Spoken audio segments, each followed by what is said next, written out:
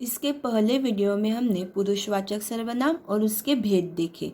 अब हम उसके आगे जो सर्वनाम के अन्य भेद है उनको हम देखेंगे। सर्वनाम का हमारा दूसरा भेद है निश्चयवाचक सर्वनाम।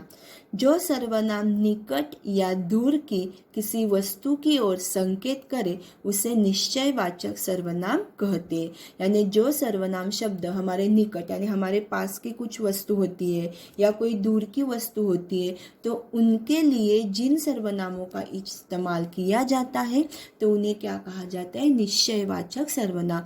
और एक बात, निश्चयवाचक यानी वहाँ पे हमें निश्चितता से कंफर्म मालूम होता है, तो वहाँ जो सर्वनाम का इस्तेमाल होता है तो उसे निश्चयवाचक सर्वनाम कहते हैं। जैसे कि यह लड़की है, वह पुस्तक है, ये हिरन है, वे बाहर गए हैं। तो इस प्रकार से यह लड़की है, हमें निश्चितता से यह मालूम हो रहा है, यह शब्द।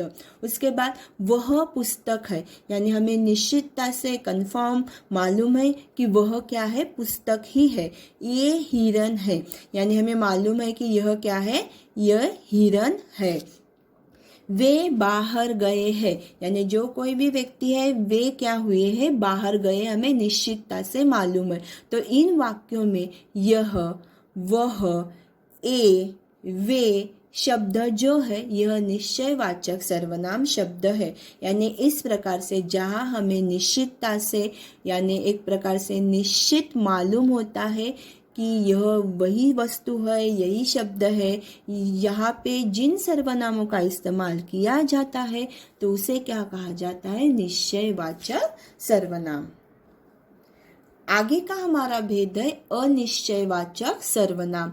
जिस सर्वनाम से किसी निश्चित व्यक्ति या पदार्थ का बोध नहीं होता उसे अनिश्चयवाचक सर्वनाम कहते हैं। निश्चयवाचक में हमने देखा कि हमें निश्चितता से कंफर्म मालूम होता है कि यह वही व्यक्ति है, वही पदार्थ है। लेकिन अनिश्चयवाचक सर्वनाम में हमें निश्चितता से मालूम नहीं होता तो उसे क्या कहा जाता है? अनिश्चयवाचक सर्वनाम।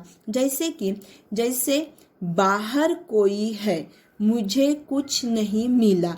तो इन वाक्यों में कोई, कुछ, यह शब्द जो है अनिश्चयवाचक सर्वनाम है। जैसे बाहर कोई खड़ा है, लेकिन हमें निश्चितता से मालूम है क्या कि बाहर कौन खड़ा है? हमारे पिताजी है, हमारी माताजी है, हमारी बहन है? नहीं। तो उसे कोई, यह शब्द यानी क्या हो गया? अनिश्चयवाचक सर्वनाम। मुझे कुछ नहीं मिला, यानी जो कुछ भी वस्तुएं वहाँ पे थी तो मुझे कुछ भी नहीं मिला, यानी यह भी क्या है? अनिश्चयवाचक सर्वनाम है।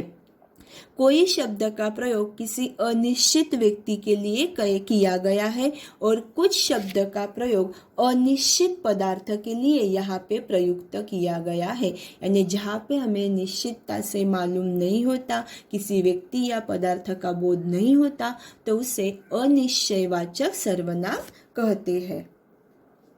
आगे का हमारा सर्वनाम का भेद है संबंधवाचक सर्वनाम।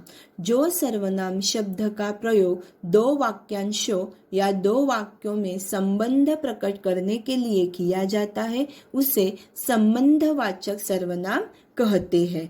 जैसे कि दो वाक्य रहते हैं या जो दो वाक्यांश रहते हैं या जो दो शब्द रहते हैं, तो उनमें एक दूसरे में अपने संबंध प्रकट करने के लिए उस शब्द को जिन सर्वनाम शब्द का इस्तेमाल किया जाता है तो उसे क्या कहा जाता है? संबंधवाचक सर्वनाम। जैसे जो करेगा सो भरेगा।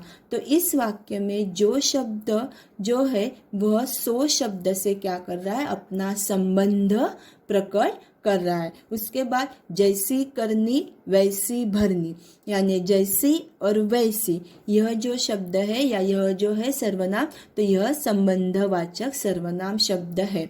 उसी के बाद जो आज कक्षा में आएगा उसे कल छुट्टी मिल जाएगी, यानी जो और उसे। इस प्रकार से दो वाक्यों में या दो वाक्यांशों में संबंध प्रकट करने के लिए जिन सर्वनामों का इस्तेमाल किया जाता है तो उसे संबंधवाचक सर्वनाम कहते हैं। आगे का हमारा सर्वनाम का भेद है प्रश्नवाचक सर्वनाम। जिस सर्वनाम से किसी प्रश्न का बोध होता है उसे प्रश्नवाचक सर्वनाम कहते हैं। यानी जिन सर्वनामों का इस्तेमाल हम कुछ प्रश्न पूछने के लिए या जहाँ पर हमें प्रश्न का बोध होता है तो उसे प्रश्नवाचक सर्वनाम कहते हैं। जैसे तुम कौन हो, तुम्हें क्या चाहिए, इन वाक्यों में कौन और क्या शब्द प्रश्नवाचक सर्वनाम है। यानी इस प्रकार से जहाँ पर प्रश्न पूछने के लिए कौन, क्या, इस शब्दों का इस्तेमाल हम करते हैं तो उन शब्दों को सर्वनाम प्रश्नवाचक सर्वनाम कहते हैं। यानी जहाँ पर हम प्रश्न पूछने के लिए इन सर्वनामों का इस्तेमाल करते हैं। कौन शब्द का प्रयोग प्राणियों के लिए और क्या का प्रयोग जड़ पदार्थ के लिए होता है। यानी कौन यह शब्द है जो व्यक्ति या प्राणी रहते हैं उनके लिए इस्तेमाल किया जाता है, और क्या यह शब्द जो रहता है तो कुछ जड़ पदार्थ रहता है या कुछ पदार्थ रहता है तो उस पदार्थ के लिए इसका इस्तेमाल किया जाता है। यानी जहाँ पर प्रश्न पूछने के लिए जिन सर्वनामों का इस्तेमाल किया जाता है तो उसे प्रश्नवाचक सर्वनाम कहते हैं। निजवाचक सर्वनाम। निज इस शब्द से ही हमें समझ में आता है। निज यानी स्वयं, खुद। जो सर्वनाम तीनों पुरुषों उत्तम, मध्यम और अन्य में निजत्व का बोध कराता है उसे निजवाचक सर्वनाम कहते हैं। निजत्व यानी क्या कि खुद का, निजी जो रहता है तो उसका जहाँ पर हमें बोध कराता है तो उसे क्या कहा जाता है, निजवाचक सर्वनाम कहते हैं। निज यानी क्या कि स्वयं, खुद। मैं खुद लिख लूँगा, तुम अपने आप चले जाना, वह स्वयं गाड़ी चला सकती है।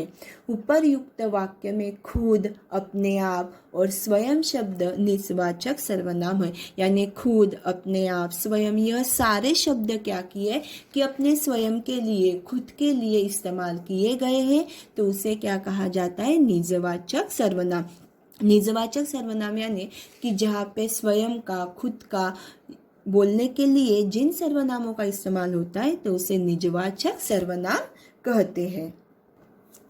तो आज हमने सर्वनाम जो है, सर्वनाम के एक एक जो भेद है, 6 भेद, तो उन 6 भेदों को हमने क्या किया है, एक एक करके पढ़ लिया। धन्यवाद।